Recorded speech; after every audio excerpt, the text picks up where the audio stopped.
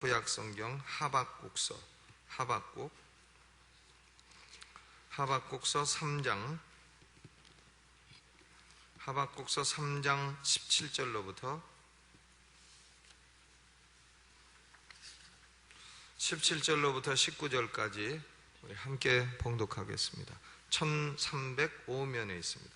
1305면 함께 봉독하죠. 시작. 비록 무화과나무가 무성치 못하며 포도나무에 열매가 없으며 감람나무에 소출이 없으며 밭에 식물이 없으며 우리의 양이 없으며 외양간에 소가 없을지라도 나는 여호와를 인하여 즐거워하며 나의 구원의 하나님을 인하여 기뻐하리로다. 주 여호와는 나의 힘이시라. 나의 발을 사슴과 같게 하사 나로 나의 높은 곳에 다니게 하시리로다. 이 노래는 영장을 위하여 내 수금에 맞춘 것이니라. 아멘. 이 하박국서는 우리가 인생을 살다가 어려운 문제를 당했을 때 어떻게 되느냐, 이것을 다루고 있습니다. 사람이 살면 어려운 순간이 오죠. 사랑하는 사람의 죽음이라든가 아니면 젊어서 가졌던 꿈이 실패한다든가 아니면 갑작스럽게 경제적인 어려움이 닥친다든가 아니면 원치 않는 이별을 당한다든가 이런 어려움이 있습니다. 인생은 어려움 없는 인생은 없습니다. 고통과 그리고 실패와 좌절, 이런 것들이 우리 인생에는 가득 차 있습니다. 그래서 욥은 말하기를 인생은 고난을 위하여 난나니 불티가 위로 나르는 것 같으니이다, 이렇게 말을 했습니다.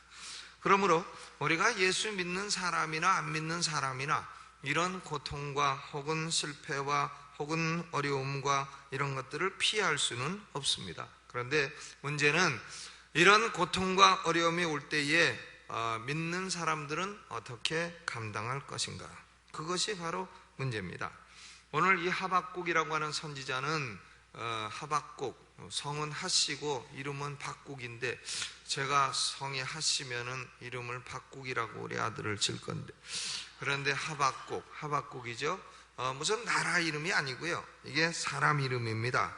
그런데 이 하박국에 대해서는 언제 어떻게 태어났는가, 출생 배경과 성장 배경과 이런 걸 아무것도 모릅니다. 아무것도 모르고 단지 이 사람의 이름은 뭐냐면 아이를 잉태하였도다, 임브레이스, 잉태하였도다 하는 데서 이름이 나온 거예요.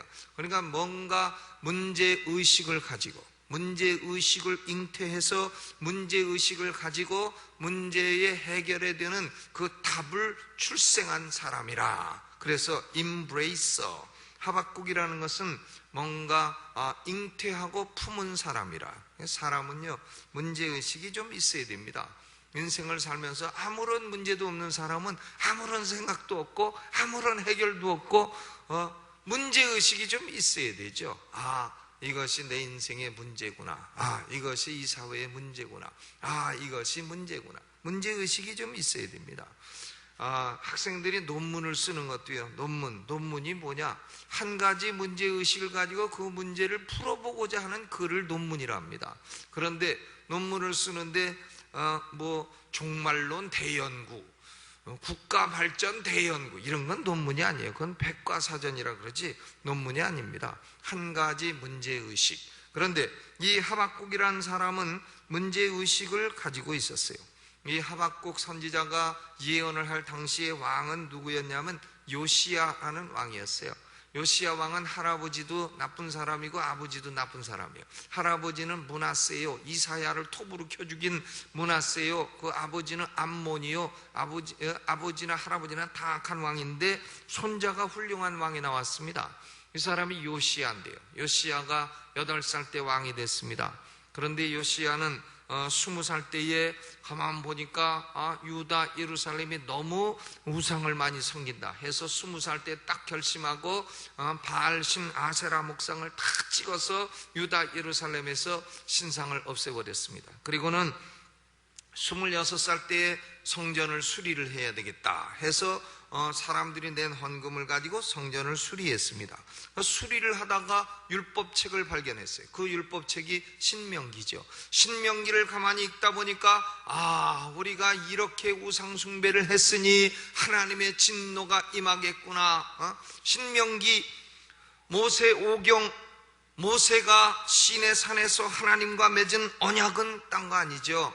율법의 말씀을 지켜 행하면 너희는 축복받고 땅에서 장수하고 잘되고, 율법의 말씀 어기면 너희는 저주받고 열방 중에 노예로 끌려가게 될 것이다. 그런 거 아닙니까? 그걸 다 읽고 나서 요시야 왕은 옷을 찢고 그리고는 겸비해서 기도를 합니다. 기도를 하고는 그리고 여선지자 훌다에게 우리나라의 운명이 어떻게 되겠습니까? 하고 물어보니까 훌다가 말하기를 유다는 죄악이 너무 많아서 하나님의 심판을 피할 길이 없다. 그러나 요시야 왕 당신은 겸비하고 울며 통곡하며 기도하고 옷을 찢고 기도했기 때문에 당신은 이 재앙이 임하는 것을 보지 않고 죽을 것이다. 당신은 평안히 묘실에 들어가게 될 것이다. 재앙을 눈으로 보지 않을 것이다. 그래서 요시야는요, 그 당시에 바벨론이 막 일어나는데 애굽 왕 바론 느고가 바벨론하고 전쟁을 하려고 올라가는데 유다 땅을 통과하니까 요시야가 공연히 그걸 막으려다가 죽어버렸어요. 요시야는 그렇게 종교개혁을 한 훌륭한 왕이었습니다마는 그만 애굽 사람이 쏜 활에 방비하다가 맞아가지고 죽었습니다. 그래서 재앙을 안 보고 죽었어요. 그래서 므낫세, 암몬, 요시야, 그 다음에 여호아스, 여호야긴, 시드기야 때에 그만 시드기야는 두 눈을 뽑히고 바벨론에 포로되고 유다 나라는 바벨론에 멸망을 하게 된 것입니다. 그런데 요시야가 통치할 때의 하박국이라고 하는 선지자는 이 사회 그리고 국가 그리고 유다 민족에 대해서 문제의식을 갖고 있었어요. 문제는 뭐냐? 하박국서 1장 2절, 3절, 4절 한번 읽어보시죠. 시작. 여호와여, 내가 부르짖어도 주께서 듣지 아니하시니 어느 때까지리이까? 내가 강포를 인하여 외쳐도 주께서 구원치 아니하시나이다. 어찌하여 나로 간악을 보게 하시며 패역을 목도하게 하시나이까? 대저 겁탈과 강포가 내 앞에 있고 변론과 분쟁이 일어났나이다. 이러므로 율법이 해이하고 공의가 아주 시행되지 못하오니 이는 악인이 의인을 애워쌌으므로 공의가 굳게 행함이니이다 하는 거죠.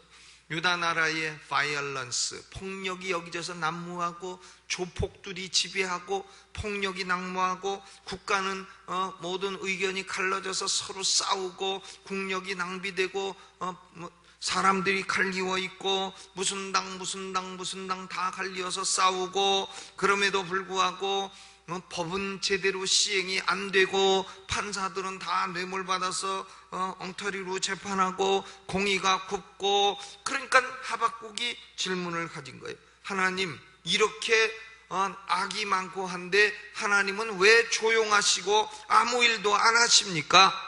하나님, 지금 세상을 어떻게 돌아가는지 보고 계십니까? 왜 아무 말도 안 하십니까? 이게 하박국의 첫 질문이에요. God, why are you silent? 왜 하나님, 왜 조용하십니까?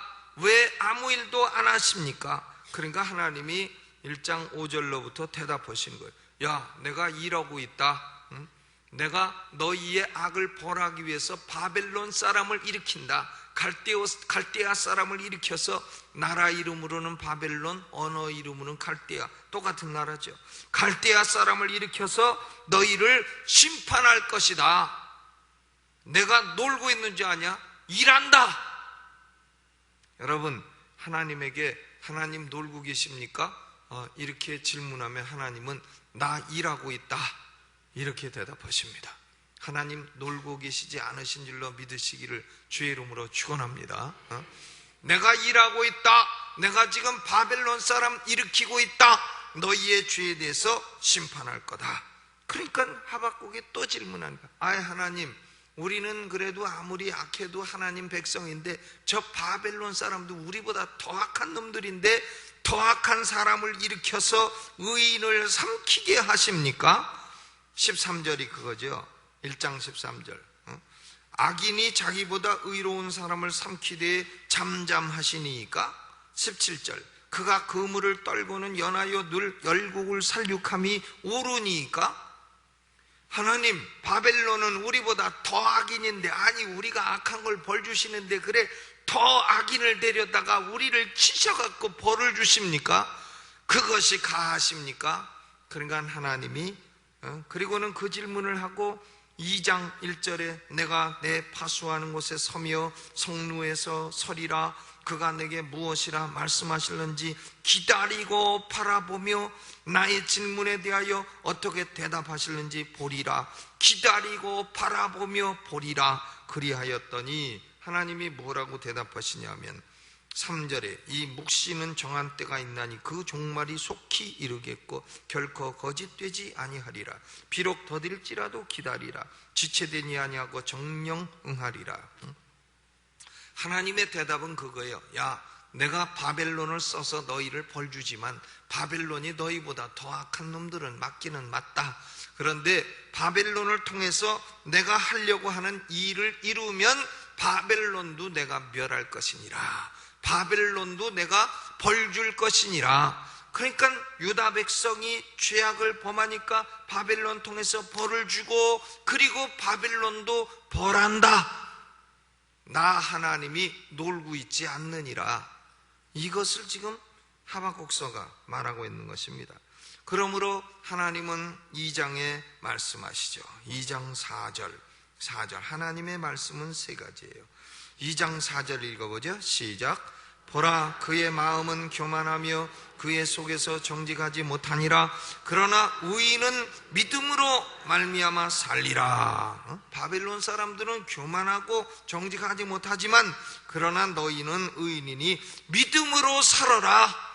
심판이 와도 믿음으로 살고 믿음으로 살아라. 그리고 2장 14절 이 세상에 악이 가득한 것 같고 악인이 이기는 것 같고 악인이 잘 되는 것 같고 그래도 어림없는 소리 마라.